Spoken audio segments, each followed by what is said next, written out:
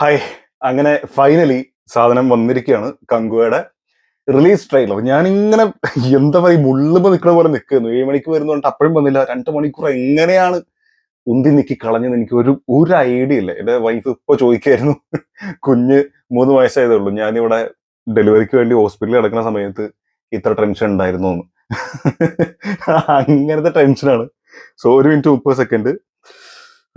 കടവുളെ, let's watch. Full sound കേട്ടോ. கருங்காட்டு புலிக்கூட்டம் ஒன்னா உருவிச்சுனா அடிவான இடி தர இறங்குச்சுன்னா ஒரே ஒரு காரணம் தான், கங்கா. Goosebumps.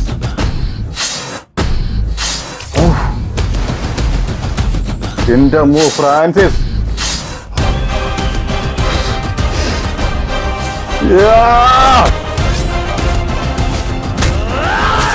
என்னை எதிர்த்து நிற்கிறது யாரு? எதிர்கொள்வோம், எதிரிக்கொள்வோம்.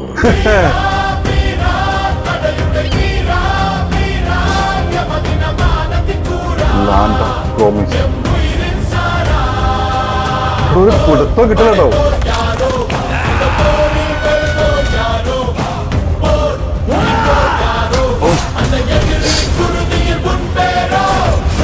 Oh my God.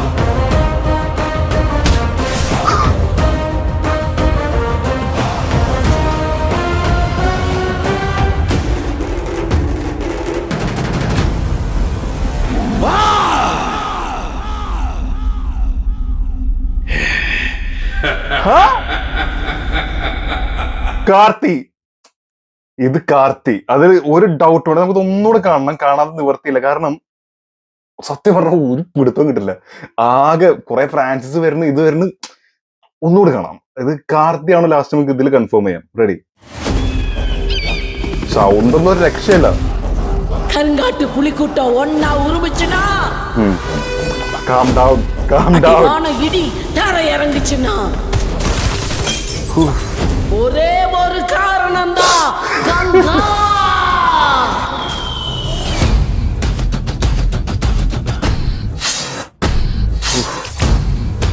എന്റെ അമ്മോ.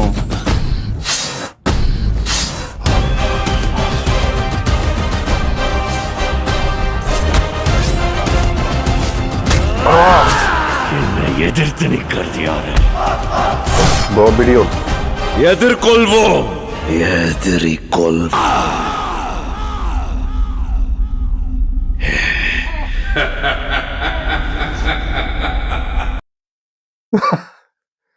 ലാസ്റ്റിലെ ചിരി, അത് കാണുമ്പോ ആ പല്ലോ ഇതോ കണ്ടിട്ട് മാത്രം നമുക്ക് മനസ്സിലാവുന്നില്ല. പക്ഷെ ആ ചിരി, ഐ നോ ദാറ്റ് അത് കാർത്തിയാണ്. കാർത്തി തന്നെയാണ്, ഒരു ഡൗട്ടും വേണ്ട. കറക്റ്റ്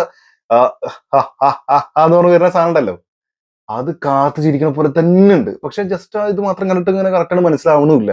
ബട്ട് ആ സ്മൈൽ, അത് പലവട്ടം നമ്മൾ കേട്ടിട്ടുണ്ട്. അത് അങ്ങനെ തന്നെയാണ് ഫീൽ ചെയ്യണത്. ആൻഡ് എടുത്തു പറയേണ്ടത് ഫ്രാൻസിസ് കൊന ബ്ലാസ്റ്റ് ഇൻ തിയേറ്റേഴ്സ്. പൊട്ടിത്തെറിക്കും പുള്ളിക്കാരൻ. അതൊരു പെർഫോമൻസ് ആയിരിക്കും, ഒരു ഡൗട്ടും വേണ്ട. ആൻഡ് ഇതിന് മുമ്പ് വന്നിട്ടുള്ള അപ്ഡേറ്റുകളോ മറ്റു സംഭവങ്ങളോ കണ്ട പോലെ ഇതിൽ കുറെ കൺഫ്യൂഷൻസ് വരുന്നുണ്ട്. കുറെ കൺഫ്യൂഷൻ ഇതുവരെ കണ്ടില്ല. അതല്ല, കാരണം കങ്കുവാൻ ആരാണ്, പുള്ളിക്കാരന്റെ നമ്മൾ വരുന്ന വിഷ്വൽസ് എന്തായിരിക്കും, എന്താ പറയാ, കാട്ടില് ഉള്ള സാധനങ്ങൾ എന്തായിരിക്കും. ഇത് ഭയങ്കര ആവേശം കേട്ടോ.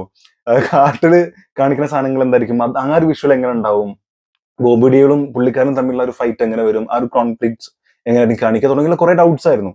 പക്ഷെ ഇവിടെ കുറെ സാധനങ്ങൾ, അതായത് കങ്കുവൻ ഒരു കുട്ടീന്റെ തലയ്ക്ക് മുകളിൽ ഇങ്ങനെ അനുഗ്രഹിക്കുന്ന പോലെ ഇങ്ങനെ കൈവെക്കുന്നതും, അതേ സമയത്ത് ഫ്രാൻസിസ് അവിടെ സ്വന്തം മകനാണോന്ന് അറിയില്ല, ഇവിടെ ഒരു കുട്ടീന്റെ പോലെ. അപ്പൊ എനിക്ക് തോന്നുന്നത് കങ്കുവന്റെ പുനർജന്മമാണോ ഫ്രാൻസിസ് എന്നുള്ള ഡൗട്ട് വരുന്നുണ്ട്. പക്ഷെ ആ ഡൗട്ട് വരുമ്പോൾ ഒരേ സമയം ഇൻട്രസ്റ്റിംഗും ആണ്, അതേസമയം ചെറിയൊരു പേടിയുണ്ട്. കാരണം 7-ാം അറിവുമായിട്ട് അതുമായിട്ട് ഒരിക്കലും കമ്പയർ ചെയ്യാൻ പറ്റില്ല. പക്ഷെ ആ ത്രെഡ് ഉണ്ടല്ലോ, ആ ഒരു തോട്ട്, അതായത് ആ ബോധിധർമ്മന്റെ പുനർജന്മം എന്ന രീതിയിൽ അത്തരത്തിലാണോ എന്നുള്ളൊരു സംഭവം ഉണ്ട്. അങ്ങനെ വരുമ്പോ ഇപ്പൊ ബോധധർമ്മന്റെ അങ്ങനെ ഒന്നുമില്ല, 7-ാം അറിവ് ഒന്നും വെച്ചിട്ട് ഇങ്ങനെ ചെയ്യാൻ പാടില്ല ചോദിച്ചാൽ ഒരു കുഴപ്പമില്ല. പക്ഷെ അപ്പൊ നമുക്ക് ചെറിയൊരു സാധനം അതുമായിട്ട് ഒരു കണക്ഷനും വരില്ല എന്നുള്ളൊരു പ്രാർത്ഥന ഉണ്ട്.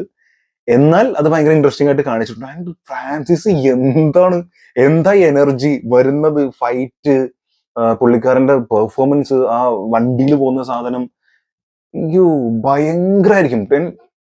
രണ്ട് സാധനം ഉണ്ട് നമ്മൾ പറയും. 1500 വർഷങ്ങൾക്ക് മുമ്പുള്ള കങ്കുവൻ, അദ്ദേഹത്തിന്റെ ആ കാലഘട്ടം, കാട്, അദ്ദേഹത്തിന്റെ എക്യുപ്മെന്റ്സ് അല്ലെങ്കിൽ എന്താ പറയാ ആയുധങ്ങൾക്ക് ഉപയോഗിക്കുന്ന മറ്റുള്ള സാധനങ്ങൾ, ഇപ്പുറത്ത് ഫ്രാൻസിസിലേക്ക് വരുമ്പോ ഇപ്പൊ ഈ കാലഘട്ടത്തിൽ ജീവിക്കുന്ന ഒരാളാണ്. അദ്ദേഹം ഈ ടെക്നോളജി മുഴുവൻ യൂസ് ചെയ്യുന്നുണ്ട്. അത്രയും വലിയ പണക്കാരനാണ്. പ്ലസ് വിമാനം, ജെറ്റ്, ബൈക്ക്, മറ്റത് മറിച്ചത്, ബോംബ്, തോക്ക്, എല്ലാ സാധനവും ഉണ്ട്. ഇതൊരു വൻ പരിപാടിയായിരിക്കും തിയേറ്ററിൽ, ഒരു ഡൗട്ടും വേണ്ട. ഇത് സി നമ്മൾ പ്രതീക്ഷിച്ച ഒരു സാധനം കിട്ടാനുള്ള എല്ലാ സാധ്യതയും ഈ സിനിമയിലുണ്ട്. വീണ്ടും വീണ്ടും വീണ്ടും ഞാൻ എടുത്തു പറയണത്, ഈ ഓഡിയോ ലോഞ്ചിലും കൊച്ചിയിൽ വന്നപ്പോഴും ട്രിവാൻഡ്രത്ത് വന്നപ്പോഴും ഒക്കെ സൂര്യ പറഞ്ഞിട്ടുള്ള ഒരൊറ്റ കാര്യമാണ്, ഇത് നിങ്ങളെ ഞെട്ടിക്കും, അല്ലെങ്കിൽ നെവർ സീൻ ബിഫോർ ഒരു സാധനമായിരിക്കും. അതുപോലെ പറഞ്ഞത് 27 വർഷം ചെയ്ത സിനിമയുടെ ഒക്കെ മുകളിൽ നിൽക്കുന്ന റിയൽ പാൻ ഇന്ത്യൻ മൂവിയാണ് എന്ന് പുള്ളിക്കാരൻ ഇത്ര കോൺഫിഡൻസോട് കൂടി പറയുന്നത്. ആ ഒരു സാധനമാണ് എൻ്റെ ഉള്ളിൽ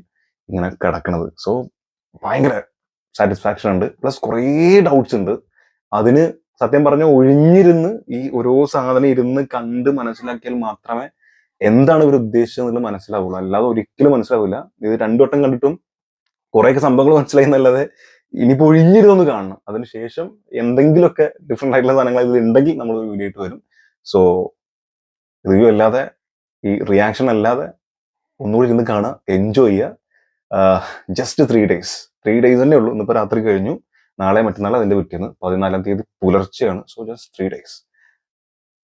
ലെറ്റ്സ് സീ.